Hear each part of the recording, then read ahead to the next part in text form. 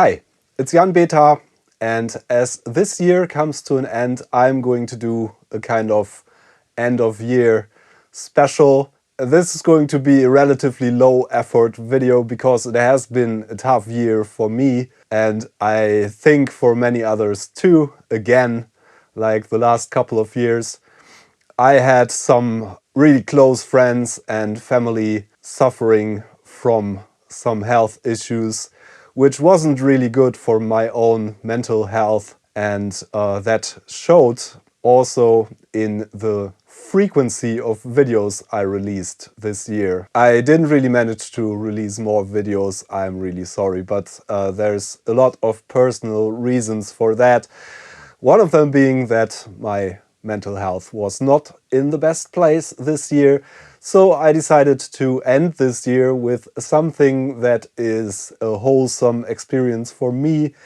I hope this is wholesome for you too. I'm going to convert one of the C64C boards that I repaired recently into a whole system and give myself a Commodore 64 for Christmas.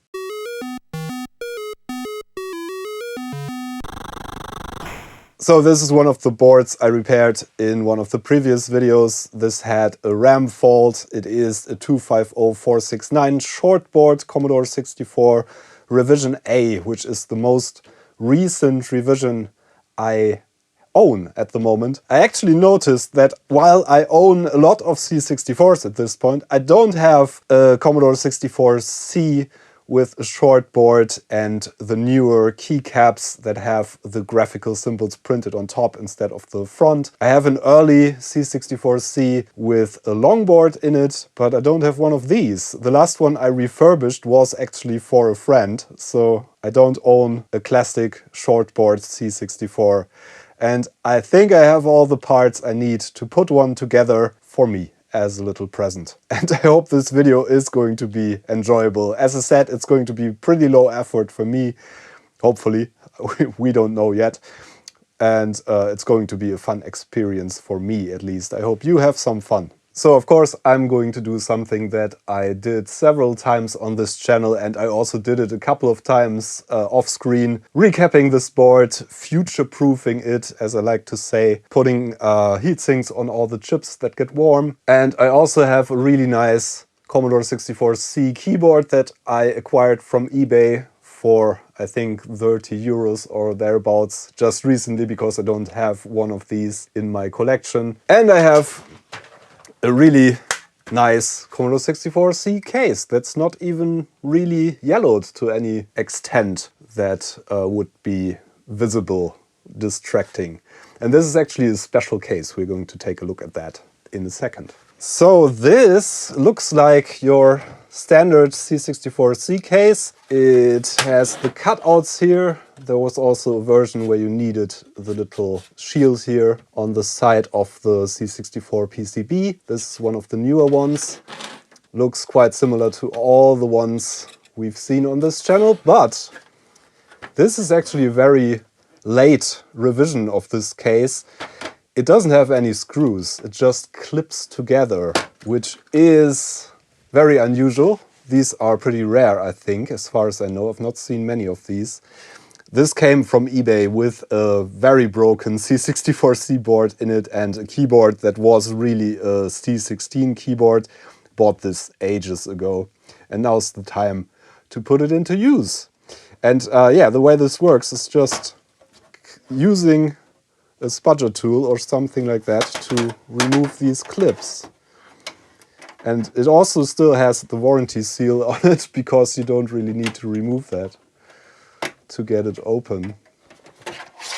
There we go. That's all that's to it. And also, this case has clips to hold the keyboard in place. So no screws on this. They even cost reduced away the screws in Commodore typical fashion. This has a date code on it. And it says 87, 5/11/87, probably. I'm not sure if these were really produced in 87 already, so I'm not sure if this is a date code. I think these were one of the later revisions of these cases, but I might be mistaken and this was an in-between thing. Yeah, at the very least, these are pretty rare. This is a bit dirty, so we're going to wash it. And while it dries, we are going to take a look at the PCB. I'm also going to have to remove the keycaps here because some of them have quite a bit of dirt on the sides, and yeah, I want to clean them completely before I put this whole machine back together. It's going to be a nice looking C64. First step is going to be removing the LED from this case. Just pulling on it basically while bending the clips here. This is going to stay on my workbench and this whole plastic is going to be washed. Yeah, I'm going to take the keyboard apart, at least removing the keycaps. I think the rest of it is in relatively nice condition. I haven't tested this yet, I just bought it from eBay, just arrived yesterday I think. So, using a keycap puller here, and I'm separating the keys from the springs that are underneath. I want this to be really nice. Yeah, and there is some dirt underneath, so we are going to give the whole keyboard assembly a good clean. But yeah, first things first.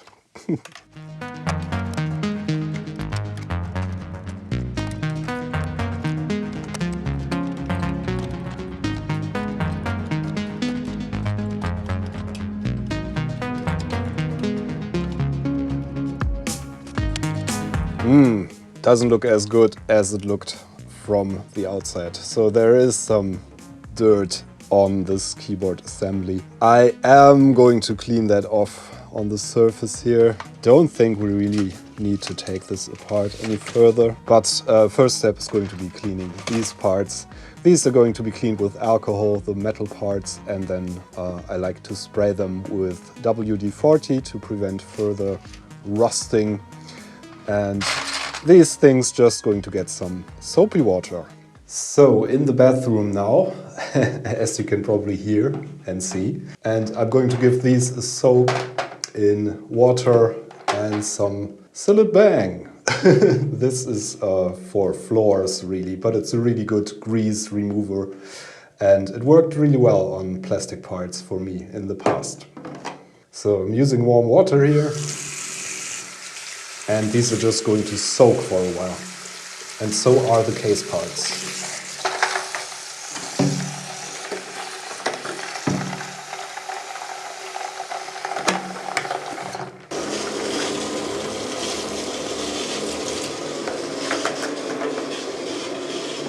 So the case parts are just going to sit in the tub for a while and then I'm going to scrub them afterwards. The keyboard assembly I'm just going to clean with a vacuum cleaner and some window cleaner and isopropanol afterwards. Just going to remove the dust with one of these PC case cleaning kit brushes, and that is attached to a regular vacuum cleaner. This works really well for cleaning these up usually. Let's see.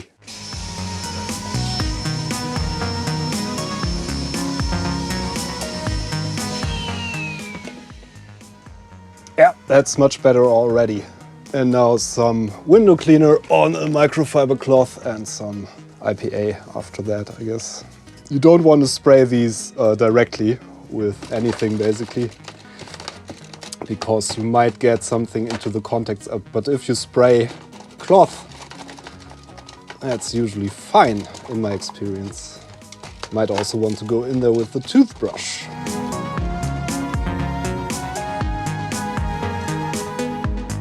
And of course you can take these fully apart by just removing all these screws, and you could take out the PCB. You have to desolder the shift lock key. That's this mechanical thing here. And yeah, you can take these apart as I've done previously, but I don't think it's necessary on this one because it looked rather clean. And also, as I said, this is meant to be a bit of a low effort video. So I'm doing some more cleaning with the toothbrush. Alcohol is usually fine to spray on these because it just evaporates after the fact. And then I'm going to give it another wipe and we should be good to go.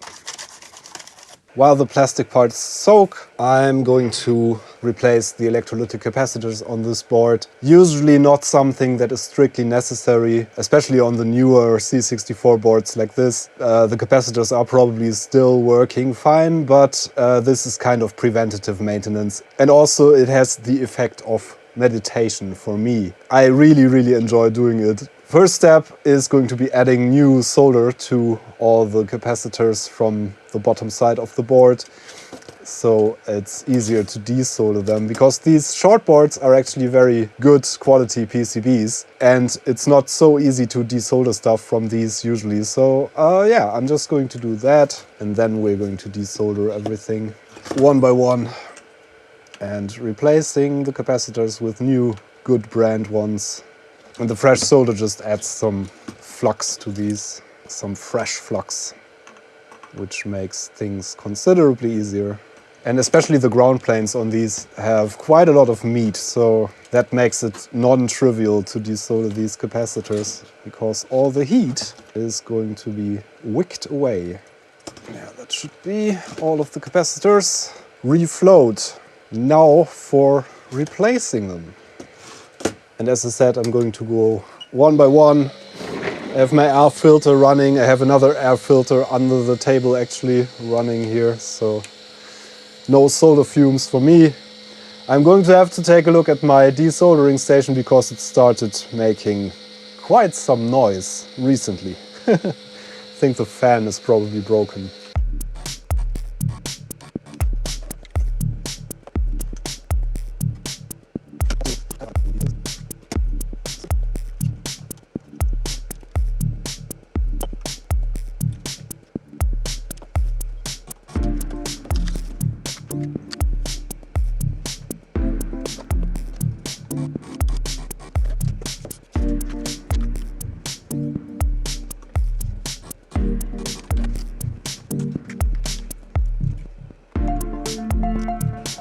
I sometimes use an awl to carefully free the holes up, which usually works pretty well. Not sure if I would recommend that, but it's a quick and somewhat dirty way of getting the holes to be big enough to take a new capacitor or whatever component you're working on.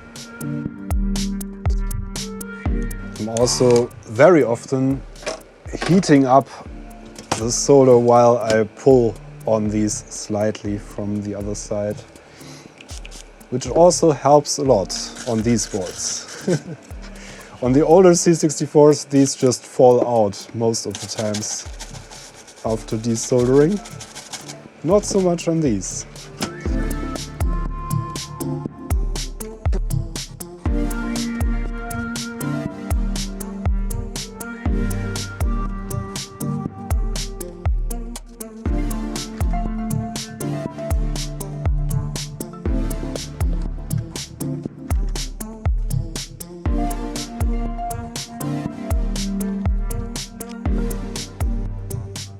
And while I'm at it, I'm also going to add my crude overvoltage protection that I've put into many C64 boards, and that works really well. A transient voltage suppression diode. These are meant to be used with power supplies, and they start conducting when they surpass a certain voltage, in this case 6.8 volts. These are P6KE 6.8A diodes, TVS diodes, a type of Zener diode, and that starts conducting only after a certain voltage and then shorts out basically the input 5 volts to ground in case that surpasses 6.8 volts, which is a voltage that the chips can withstand for a certain amount of time. Not recommended, but usually they survive that in case the power supply you connect to this goes berserk and outputs overvoltage, which is pretty common for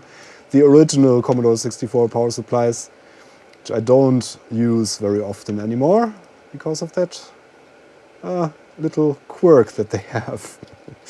So I'm going to try to free these vias here and put the P6KE diode in with the ring, the negative side, facing towards the cartridge port here.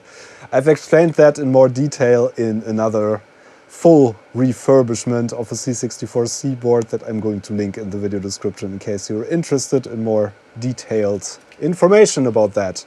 Worked really well for me so far, so I'm just going to do it through this one for completeness sake. And also I have like 4 diodes of this type left over here.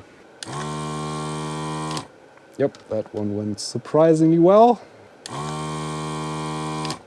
And so did that one.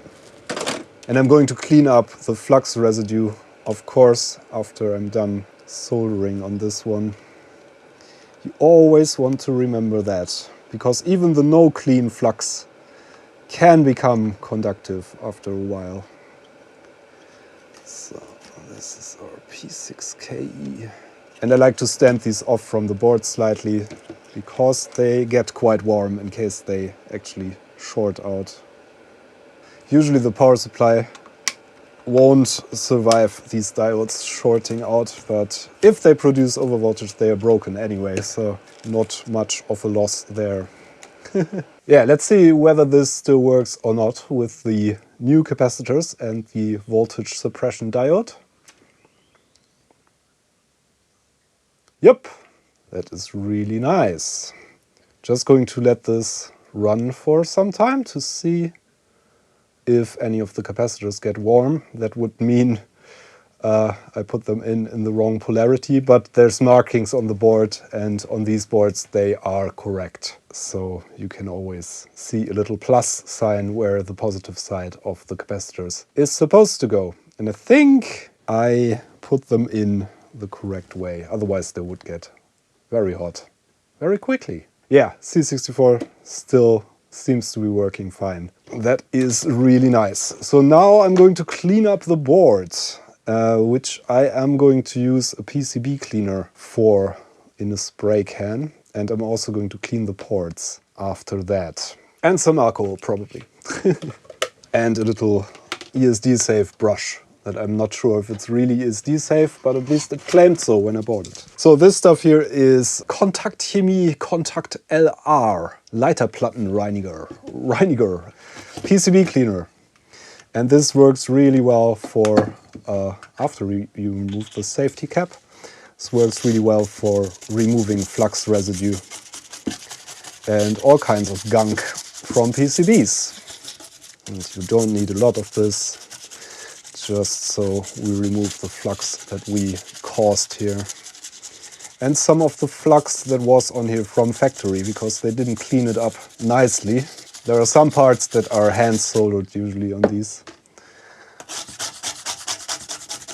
And Commodore didn't bother with removing the flux too much back in the day.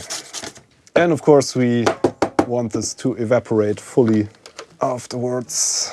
And I forgot about the ones in the RF Modulator can. There's 2 electrolytic capacitors in there as well. I think I want to desolder that and replace those as well, just for completeness sake. And this is really not super necessary, but I want to make this nice for myself. And of course I'm going to have to do more cleaning after that. I'm also going to add some fresh solder here. That's always a good idea, and these are a pain in the butt to desolder, of course, because they're a large metal can. Much of the heat you apply is going to be taken away by that. And yeah, there are these tabs that you have to desolder and the connectors, the actual connections to the board. Just going to remove the solder I can remove with the desoldering station here. And then go in with some solder wick.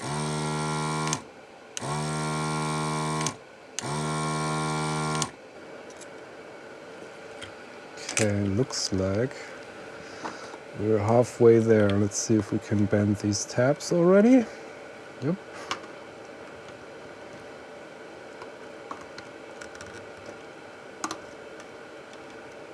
Oh, it's soldered to the board as well. That sucks. Sometimes they soldered them to the board, like in this case, from the top side here.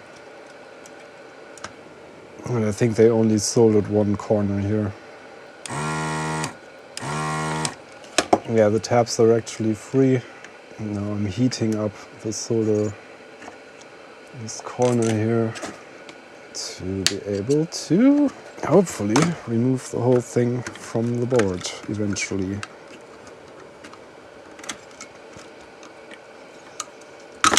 There we go. Now this is going to suck to get open because it's also soldered shut on here. The lid on top here is also soldered shut, as was the lid on the bottom. Yeah, we're going to remove that. Now that I'm this far, we are going to go through all of that.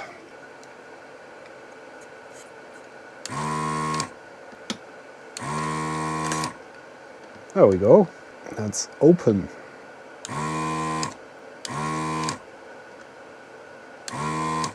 This is the most difficult part so far for me. I'm just going to go full temperature, 450 degrees Celsius. And that works a bit better.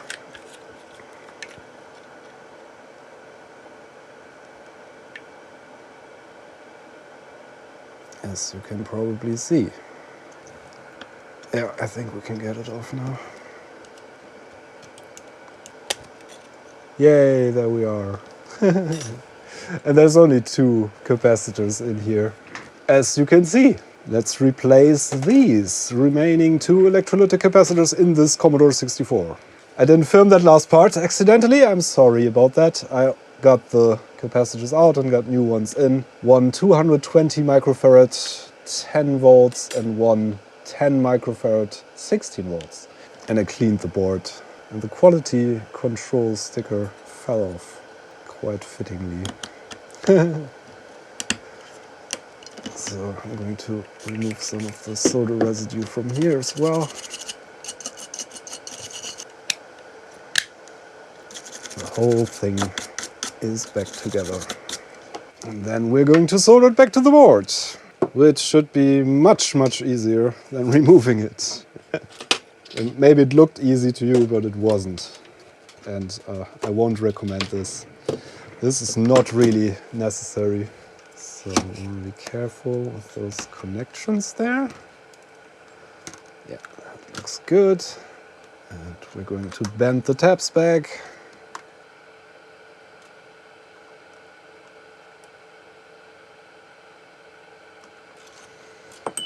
There we go.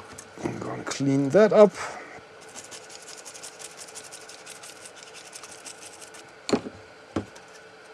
Yeah, looking good. Quick function test after replacing the RF Modulator capacitors, and it still powers on, thankfully. Okay, time for the scrubbing.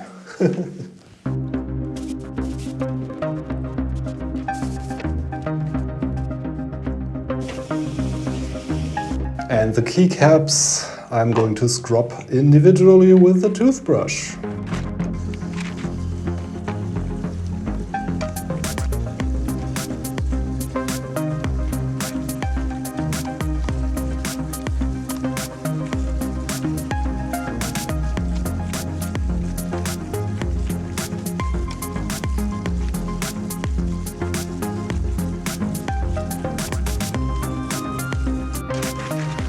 And these keys are really, really nice after cleaning.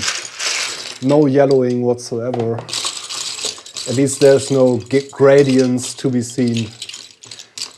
No color differences in these. They might be slightly yellowed, but they are pretty much as good as new, I think, from what I can see at this point. Which is very nice, of course. Several little things I want to do to this board before we put it all back together. And there's also some more things I want to do to the plastic and the springs before we can wrap this up. This board needs some heat sinks on the chips, and it also needs some cleaning of the ports here. As you can see, these fingers here, gold-plated contacts on the user port and the cassette port, are a bit dull and dirtied up. And usually I just use a pencil eraser to clean off the dirt and then clean off the debris from the pencil eraser with some alcohol and some Q-tips. And that turned out to work really well for me. This is mildly abrasive, and that's enough to clean these gold contacts. I wouldn't recommend using anything more abrasive unless you absolutely have to, because you are going to wear away the gold plating, which you don't want because that's the contacts. So in this case, these are not too dirty, but I think you should still be able to see the difference. You can see some marks here from cartridges being inserted and plugs. And usually just scrubbing it slightly makes these look as good as new in a very non-destructive way. And of course we want to do both sides of the PCB because these are double-sided. Yeah, look at that. This always works surprisingly well for the simple approach that it is. And the same on the other side.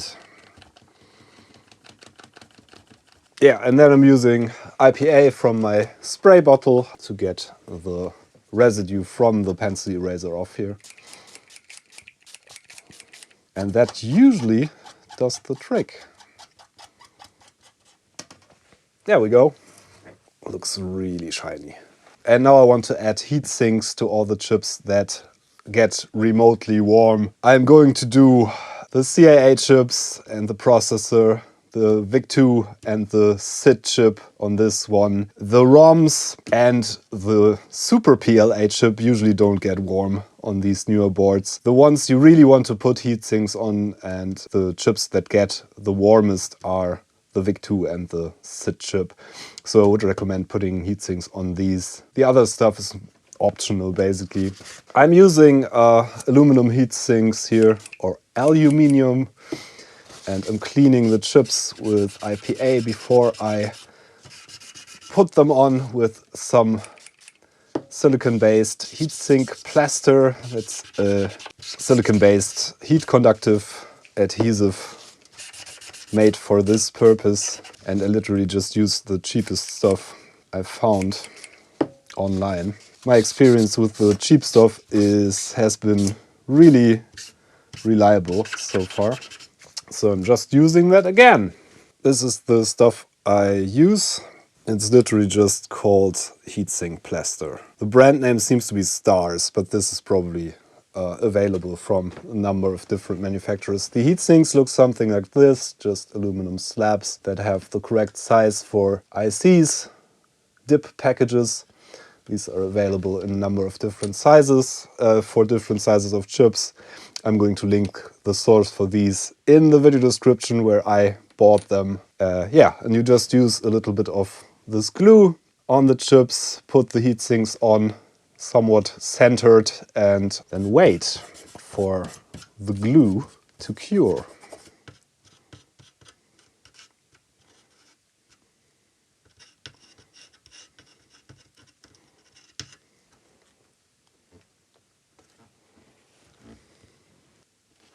Okay, looking good. Or relatively, they all seem to be relatively straight. I'm going to set this aside and let it cure. So the case turned out rather nicely. It needs some finishing up with some Q-tips in some corners and such, but it's way cleaner than it was. Unfortunately though, one of the little posts that the circuit board is screwed to broke off. Because of course this plastic is super brittle. There's also a piece that broke off here, but I think that was broken off when I got it. I'm going to glue this piece here back with some plastic adhesive. I thankfully caught it before it could go down the drain. And we need some new rubber feet for here as well. So here's the little piece that broke off. Just broke clean off here. And usually you can find the position it was in, sticking it on there and rotating it. Yeah, I think that's how it's supposed to go on here. I'm using Plast Special, which is a plastic adhesive model making glue. Just putting some of it it on here. This basically welds the plastic together. Ideally, yeah, it already sticks. And I'm using a lot more than I would need, so that a little transient forms there. And that usually helps a lot with the grip. For little parts like these, this usually works pretty well. We're going to see.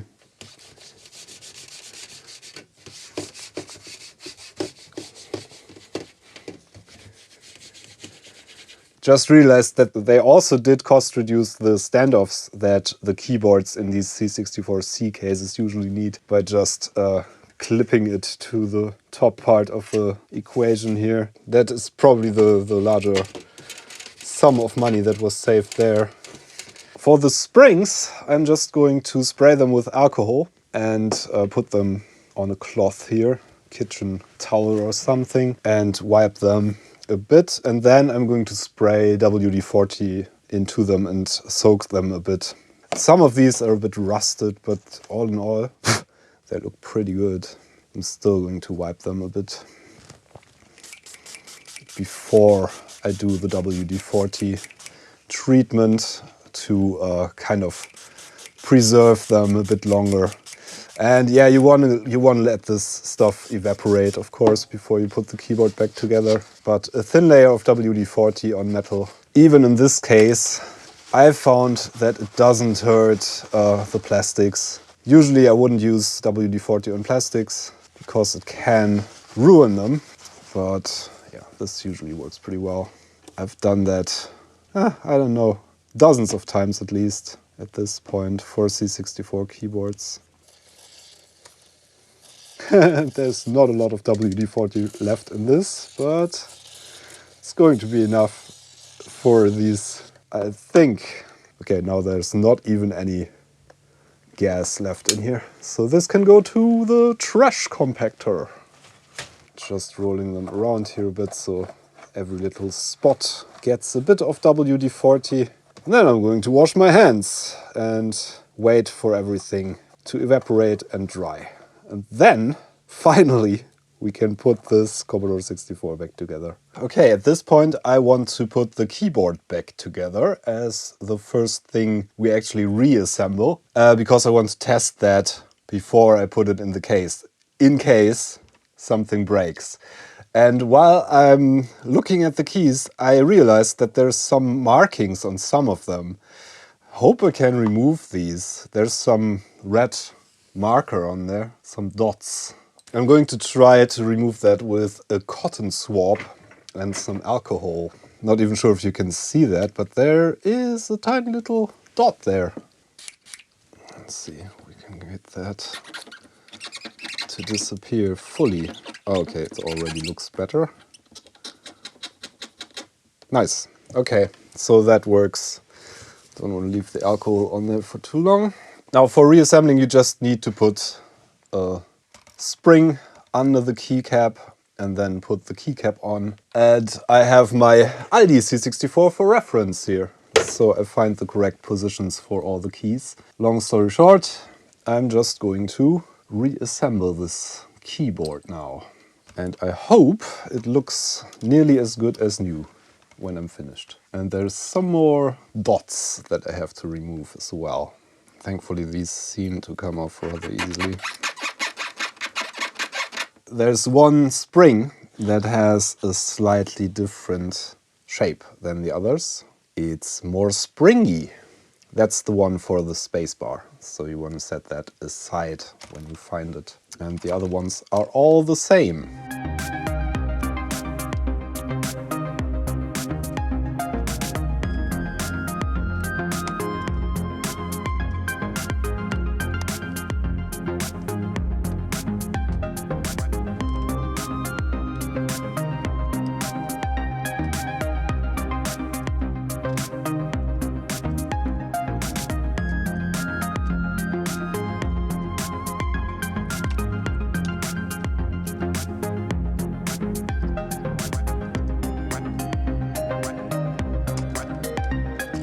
That's all back together. Let's test it. All the keys seem to work. Nice. This can now go back into the case, which is going to be a bit unusual because of the clipping nature of the case. And also, we are going to have to put some new feet on the case, some new rubber feet, and I'm going with these clear ones. I think they are not quite accurate. Originally they used beige ones or white ones or black ones, I think, but these clear ones match a C64C pretty nicely. I think these are 3M bump-on SJ5312, 12.7 by 3.5 millimeters, and these are the exact size the original rubber feet have. Just general purpose device, rubber bumper stickers with adhesive. So our little glued in standoff seems to be rock solid. I hope it stays in there when I put a screw in. I'm going to use a Q-tip and some brute force and some spudger tools, I think, to get the remaining glue residue out of these and whatever dirt accumulated here. It doesn't look very great. It's kind of a yellowy, gunky mess. But yeah, some alcohol should get rid of that. And the new adhesive should stick really nicely to this, hopefully. Maybe I should use the black ones. I probably should to hide the crimes beneath. Yeah, I'm going with the black ones. This is still a bit yellow down there, so the black ones are going to hide that better. Exact same bump-on 3M things, just in black. I think they might have used other ones on these cases. These are a bit deeper in there than usual. But yeah, it seems to be the correct height. Sits here nicely. Maybe they changed the mold for the case in that regard too. Okay, let's put the circuit board in here and try to screw it down. I don't have any screws for this, so I'm just going to use some from my collection of screws that hopefully are going to fit. I actually found a little drawer that says C64 screws, and there are some really promising small self-tappers in there. And I'm just going to try to use these. They are really not that long, half a centimeter or so. This should fit in here really nicely and snugly, because this is the same size as all the C64 boards, the short boards that is. Okay, let's see about these screws. Just going to be really careful with the post, yeah, that we glued on, that's holding so far. I'm also going to be really careful with all the other posts, because they are probably just as brittle as the one that I had to glue. And that one, yeah, literally just came off when I scrubbed it. And now here comes the actual interesting bit, because the keyboard clips into this, of course. And yeah, we're going to have to see if we get this in there without breaking our case. I'm going to try to be super, super careful. I think this bottom one here needs to go in first. There we go. Wow, this is scary. I'm just going to use something to slightly bend these, I guess. Wow, okay. These are, of course, designed to hold this really snugly in place, which, yeah, it's not quite as good as the standoffs, but it's in there. Look at that. And we need the power LED, which we should have gotten in before the keyboard, because it's kind of hidden under there. This should be manageable. And now I am going to give the connectors a bit of contact cleaner, just so we don't have to open and close this all the time, in case something doesn't make contact anymore. And then we connect it up. Keyboard goes here. Yeah, that's nicely on there. And the LED, which also comes with a very short cable. Also a bit unusual for C64s, but not so much for the C64Cs. So this now should clip together somehow. Ah, it's quite scary with these old plastics. But that's the Commodore 64C with the clipped, cost-reduced case. And it turned out quite nicely, I guess. Yeah, this moment always makes me smile. This is nearly as good as new. It has some scratches in places. Here's a little scratch. One of the keys is a bit scratched. The T, of all things, for whatever reason. Somebody really had it with the T. It should be fully usable Commodore 64 again. Spacebar was not quite in place there. What happened?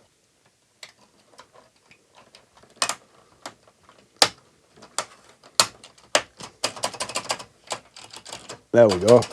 That's much better. Kind of knocked that off. Yeah, that's it for today and for this year, apparently. So I hope that 2025 is going to be a joyful year for all of us, despite everything that's going on in the world. And I wish you a happy Christmas, in case you're celebrating that, and hope to see you on the other side. Thank you so much for your support through this very weird, at least for me, 2024. And special thanks to everybody who donated money on Patreon or Ko-fi or the YouTube channel memberships page. I am super grateful for your support, and without you, this wouldn't be possible. Spread some love, be kind. Hope to see you again on this channel sometime. I'm Jan Beta. Thanks for watching. See you next year, apparently. Peace out.